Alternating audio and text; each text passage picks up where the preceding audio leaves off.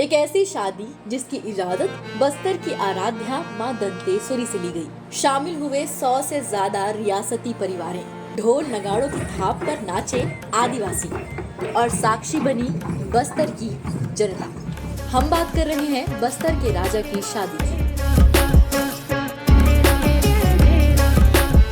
20 फरवरी 2025 को बस्तर के राजा कमल चंद्र भंजदेव नागौद रियासत के महाराज शिवेंद्र प्रताप सिंह की बेटी कुमारी भुवनेश्वरी के साथ विवाह के बंधन में बंधे। इस ऐतिहासिक विवाह में शामिल होने 100 से ज्यादा रियासतों और जमींदारों के परिवार शामिल हुए और बस्तरिया आदिवासियों की परंपरा निभाई गई, जहां राजा को ही बस्तर के लोग पिता तुल्य मानते हैं। तो क्या बस्तर में आज भी राजा का शासन है?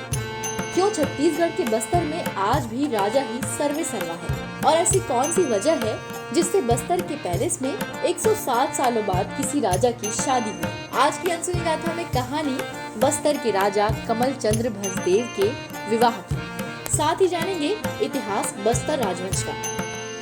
यही तो वो पैलेस है जहां राजा कमल चंद्र भंजदेव का विवाह हुआ। बस्तर पैलेस यानी कि राजमहल। इसका इतिहास काफी समृद्ध और गौरवशाली है। ये महल लंबे समय तक बस्तर रियासत की प्रशासनिक राजधानी के रूप में कार्यरत रहा। इसकी खूबसूरती की बात करें तो आदिवासी परंपराओं की झलक यहाँ देखी जा सकती है। महल की दीवारों और कमरों की छतों पर की गई जटिल नक्काशी इसकी शिल्प कला का प्रमाण है। विशाल स्तंभों और दीवारों पर बनी कलाकृतियाँ ऐतिहासिक युग की भव्यता को दर्शाती हैं। अब बात करते हैं बस्तर रियासत के इतिहास की। बस्तर रियासत की स्थापना 1324 ईस्वी में अन्नम देव ने की थी, जो काकती वंश के आखिरी राजा प्रताप रुद्र देव के भाई थे। भले ही बस्तर की पहली राजधानी बस्तर में बसाई गई थी, लेकिन बाद में इसे जगदलपुर स्थानांतरित कर दिया गया। बस्तर राजवंश में महाराजा हमीर देव, बैताल देव, पुरुषोत्तम देव, प्रताप देव, दिक्पाल देव और राजपाल देव प्रमुख थे। लेकिन 1921 में बस्तर रियासत में एक अनोखी घटना घटी, जब राजा रुद्र प्रताप देव ने अपनी 11 साल की बेटी प्रफुल्ल कुमारी देवी को गद्दी पर बिठाया, जिनके नाम बस्तर की पहली महिला शासिका होने का गौरव हुआ। 1936 में महारानी प्रफुल्ल कुमारी के निधन के बाद उनके बड़े बेटे प्रवीर चंद्र भंजदेव को सिर्फ 6 साल की उम्र में गद्दी पर बिठाया गया और वही बने बस्तर के आखिरी शासक। 1 जनवरी 1948 को बस्तर का भारत में विलय कर दिया गया, जिसके बाद उनके वंशज कमल चंद्र भंजदेव को काकती वंश का 23वां राजा माना गया, जो परंपरा के अनुसार क्षेत्र के आदिवासियों के लिए न केवल शासक बल्कि पिता और आराध्य समान भी हैं। बस्तर दशहरा के दौरान आप बस्तर राज परिवार और आदिवासी परंपरा में राजा के स्थान का वैभव देख सकते हैं।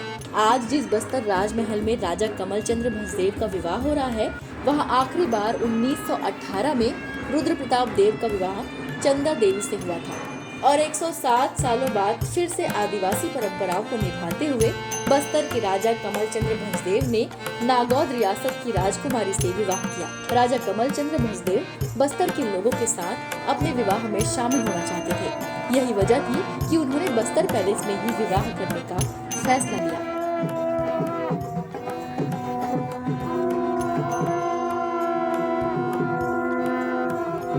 इस ऐतिहासिक विवाह के लिए सबसे पहले बस्तर की आराध्या मां दंतेश्वरी से विवाह की अनुमति ली गई। उनसे अनुमति मिलने के बाद राजा के विवाह की रस्में शुरू हुई। राजा के विवाह में 5 सुवासिनों ने महत्वपूर्ण भूमिका निभाई। बस्तरिया परंपरा के अनुसार सबसे पहले सुवासिनी ही सभी रस्में निभाती हैं। बस्तर में हल्दी रस्म सबसे खास होती है। यही वजह है कि बस्तर के अलग अलग क्षेत्रों के आदिवासी अपने राजा के लिए हल्दी लेकर पहुंचे थे। इन रस्मों के बाद राजा बिंदोली यानी कि हाथी पर सवार होकर नगर भ्रमण के लिए निकले,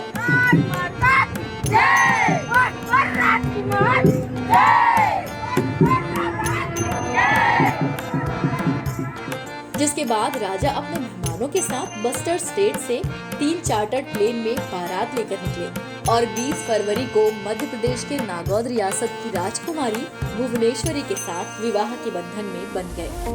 बस्तर के इस रियासती विवाह में कई लोग शामिल हुए, जिसमें बड़े राजवंशों, राजघरानों और रियासत परिवार के लोगों से लेकर बड़े राजनीतिज्ञ और सम्मानीय शामिल हुए। लेकिन इन सभी में सबसे ज्यादा आकर्षण का केंद्र रहे बस्तर के खूबसूरत आदिवासी लोग, जो अपने हाथों से राजा के लिए हार गूंथ कर उनके इंतजार में रहे। लोक वाद्य यंत्र बजाने वाले कलाकार, जिन्होंने आदिवासी परंपरा के धुनों से राजमहल की खुशियों को दोगुना किया।